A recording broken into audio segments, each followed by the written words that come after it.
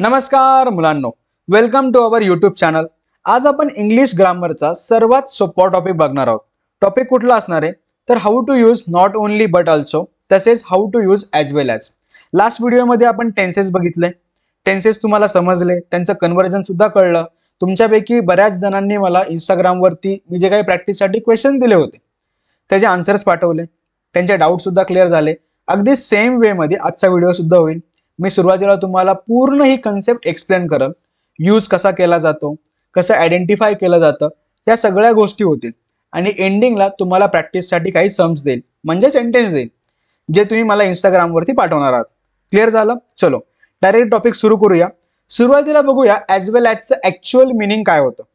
तर as well ॲजचं meaning असं होतं, as well as is an adverb, म्हणजे वर्ब बद्दल ॲडिशनल इन्फॉर्मेशन देणारा एक वर्ड आहे, बरोबर। Which means also, too or in addition, म्हणजेच या वर्डचं जे काही मिनिंग होतं ना, सेम वे मध्ये ॲज वेल ॲजचं मिनिंग असणार आहे, बरोबर। एक्झाम्पल घेऊ म्हणजे अजून क्लिअर होईल। बघा, she is beautiful as well as smart. आता ती ब्युटिफुल सुद्धा आहे आणि ती स्मार्ट सुद्धा आहे, बरोबर। दोन क्वालिटीज होत्या, त्या आपण ॲज वेल ॲजने जॉईन केल्या। सेम अजून एक example, M S Dhoni is best captain as well as great leader. M S धोनीच्या दोन क्वालिटीज होत्या, बेस्ट कॅप्टन, ग्रेट लीडर, ज्या की आपण ॲज वेल ॲजने जॉईन केल्या। आता नीट ऑब्झर्व करा, बघा या सेंटेन्स मध्ये ना जे काही शी आहे ते काय आहे, सब्जेक्ट आहे। या सेंटेन्स मध्ये एम एस धोनी हे सब्जेक्ट आहे, बरोबर, नक्की। त्यानंतर ब्युटिफुल हे काय आहे तर पहिलं ऑब्जेक्ट आहे, आणि स्मार्ट काय आहे, दुसरं ऑब्जेक्ट आहे। या सेंटेन्स मध्ये बेस्ट कॅप्टन हे पहिलं ऑब्जेक्ट आहे, ग्रेट लीडर हे दुसरं ऑब्जेक्ट आहे, बरोबर। थोडक्यात काय कळलं आपल्याला, दोन ऑब्जेक्ट एका सेंटेन्स मध्ये आले तर त्यांना आपण ॲज वेल ॲजने जॉईन करतो। आता राहिलं लक्षात, सिंपल आहे ना। एका सेंटेन्स मध्ये दोन ऑब्जेक्ट आले, त्यांना आपण अँडनी पण जोडतो, त्यांना आपण टूनी पण जोडतो, तसेच त्यांना आपण ॲज वेल ॲजने सुद्धा जोडतो। डन। चलो आता नेक्स्ट बघूया नॉट ओनली बट ऑल्सोचं मिनिंग कसं होतं। एक्झाम्पल डायरेक्ट बघूया। शी इज, एक मिनिट मी लेझर पॉइंटर घेतो। She is not only beautiful but also smart. ती फक्त सुंदर नाहीये तर ती स्मार्ट सुद्धा आहे।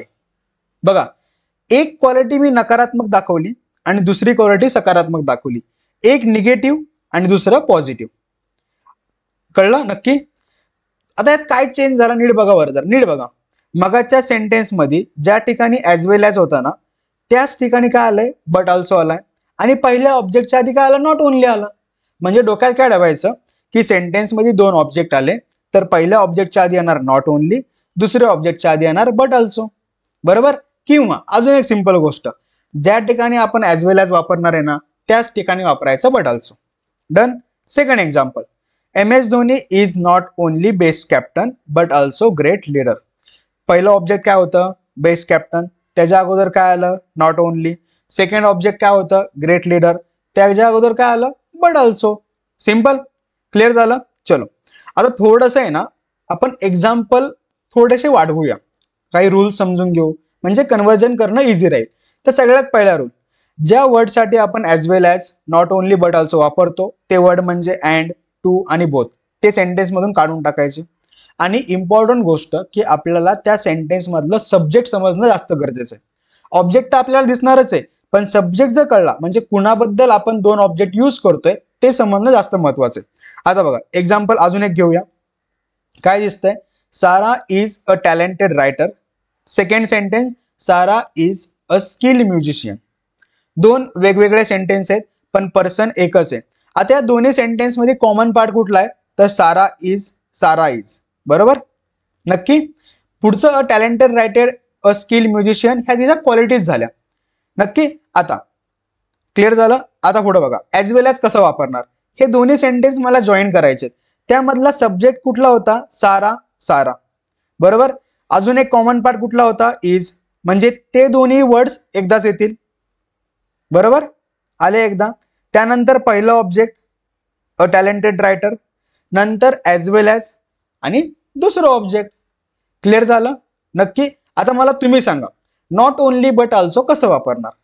आठवा जरा मी काय बोललो मगाशी, काय सांगितलं होतं, ज्या ठिकाणी ॲज वेल ॲज असणार त्या ठिकाणी येणार बट ऑल्सो, बरोबर. आणि पहिल्या ऑब्जेक्टच्या आधी काय येणार, नॉट ओनली, एकदम बरोबर. बघा पहिल्या ऑब्जेक्टच्या आधी काय आलं, नॉट ओनली, आणि दुसऱ्या ऑब्जेक्टच्या आधी काय आलं, बट ऑल्सो. डन, क्लिअर झालं. पण एवढा सिंपल क्वेश्चन तर तुम्हाला बोर्डला नाही येणार किंवा एक्झामला पण कुठल्याच एक्झामला येत नाही. आता हे तर क्लिअर झालं ना, मी क्लिअरली मेन्शन केलंय, तुम्हाला क्लिअरली दिसतंय. एक्झाम मध्ये थोडंसं वेगळं असतं, तर ते पण बघूया. बघा पहिलं example, the job require creativity and technical expertise. पहिली गोष्ट काय शोधायचं आपल्याला, कुठले दोन ऑब्जेक्ट वापरले, कुठलं वापरले असेल सांगा बरं. बघा द जॉब हे तर सब्जेक्ट झालं, रिक्वायर वर्ब झालं, क्रिएटिव्हिटी पहिलं ऑब्जेक्ट, बरोबर. नंतर दुसरं ऑब्जेक्ट काय, टेक्निकल एक्सपर्टाईज. डन. आता ॲज वेल ॲज वापरताना काय करणार आपण, अँड काढायचं आणि ॲज वेल ॲज वापरायचं, simple. Done. Not only but also वापरताना काय करणार, क्रिएटिव्हिटीच्या आधी काय येईल, नॉट ओनली. टेक्निकल एक्सपर्टाईजच्या आधी काय येईल, बट ऑल्सो, सिंपल. झालं, काय सेंटेन्स तयार झालं, the job require not only creativity but also technical expertise. किती सिंपल होतं.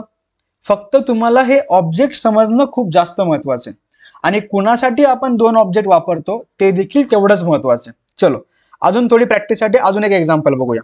बघा the new smartphone offers advance feature and a sleek design. काय, new smartphone, the new smartphone काय झालं, सब्जेक्ट, ऑफर वर्ब झालं, म्हणजे पहिलं ऑब्जेक्ट कुठलं आलं, advance feature, right. Second object कुठलं आलं, द सिल्क डिझाईन, बरोबर.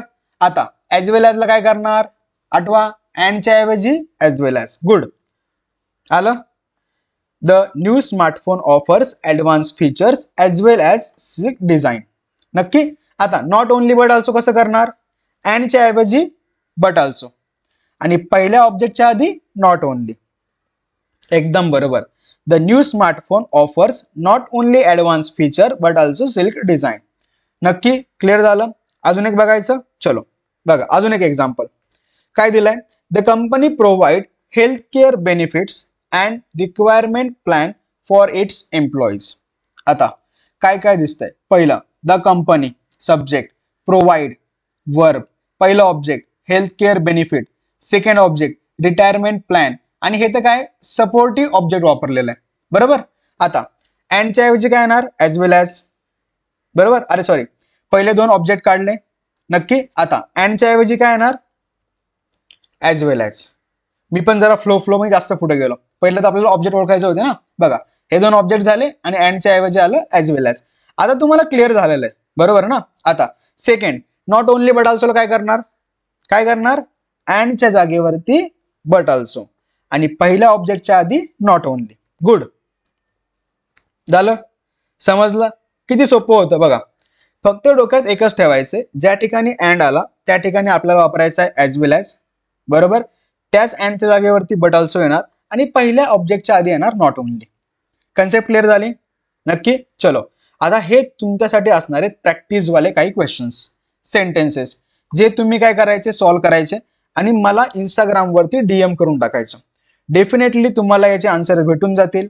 तुमचे जे काही डाऊट्स असतील ते सगळे इंस्टाग्रामवरती मी क्लिअर नक्कीच करेन. बघा आपली इंस्टाग्रामवरती 50K प्लस फॅमिली, तुम्ही सुद्धा त्या फॅमिलीचे मेंबर व्हा. आणि हे जे काही माझा इंस्टाग्रामचा आयडी असेल ना, तो डिस्क्रिप्शन मध्ये तुम्हाला भेटूनच जाईल. चलो आजचं लेक्चर इथंच संपलं. तुम्हाला कन्सेप्ट कळली असेल तर कमेंटमध्ये नक्की सांगा. Bye bye.